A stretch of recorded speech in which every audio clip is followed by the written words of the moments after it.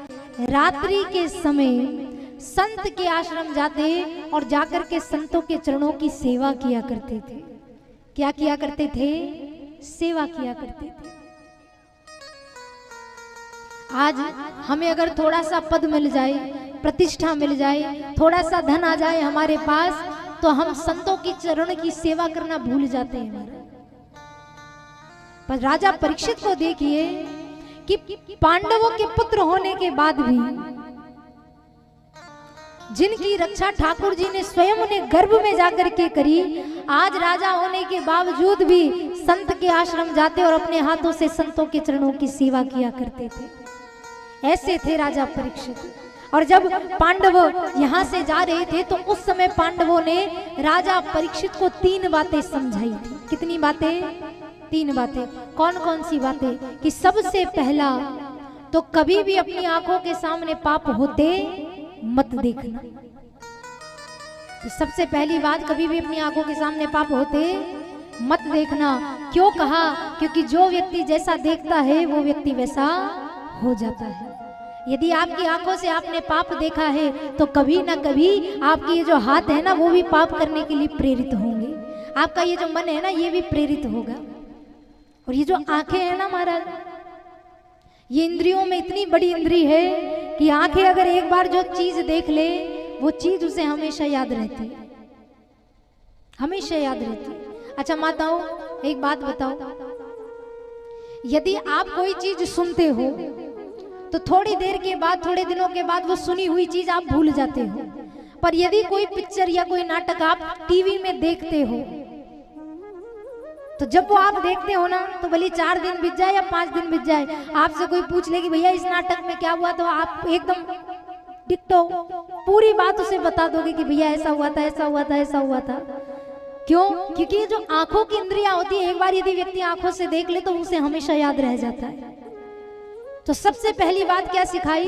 कि कभी भी अपने आंखों के सामने पाप होते मत देखना, क्योंकि यदि आपने देखा तो कभी ना कभी आपका मन भी आपको पाप के लिए प्रेरित करेगा। दूसरा, पापी से पापी व्यक्ति भी यदि तुम्हारी शरण में आ जाए तो तुम उसे क्षमा कर देना। पापी से पापी व्यक्ति भी यदि तुम्हारी शरण में आ जाए तो तुम उसे क्षमा कर देना। जो सबसे बड़ा दान होता है क्षमादान। क्या होता है? क्षमादान। अच्छा, आप क्षमा करते हो किसी को? आज तक कभी किसी को माफ किया? कहना आसान है महाराज, पर करना बहुत मुश्किल है।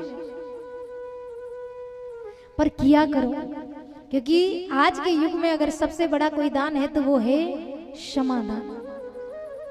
कितने ही ऐसे घर हैं जिसमें लोगों की बोलचाल बंद है महाराज। एक भाई दूसरे भाई से बात नहीं करता, सास बहू से बात नहीं करती, बहू सास से बात नहीं करती।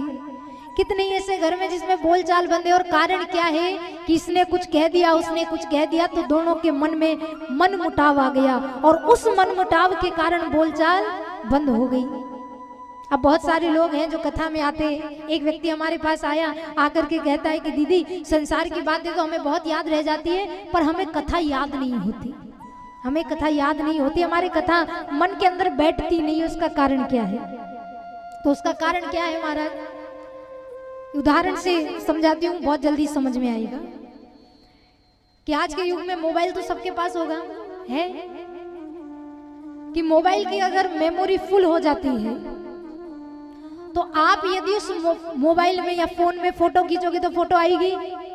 नहीं आएगी। क्यों? क्योंकि मेमोरी फुल हो गई है। और यदि आपको फोन में फोटो खींचना है तो आपको क्या करना पड़ेगा? कि उसमें से एक आधी फोटो डिलीट करनी पड़ेगी, तब जाकर के आप नई फोटो उस मोबाइल में खींच सकते हो। तो ऐसे ही हमने क्या किया कि हमने पूरी संसार की, घर की, परिवार की, धन दौलत की, इधर की उधर की सारी बातों को लेकर के अपने मन में बिठा लिया। और जैसे ही मन में बिठाया तो मन पूरा फुल हो गया हमारा, मन की मेमोरी भी फुल हो गई। और जैसे ही मन की मेमोरी फुल हुई और आप कथा में आकर बैठे हो तो संसार की सारी बातें मन के अंदर रखी हुई है और ऊपर से कथा को डाल रहे हो तो अंदर डाल जाएगी क्या? नहीं जाएगी। तो क्या करना पड़ेगा? बोले उसके लिए आपको मन को खाली करना पड़ेगा।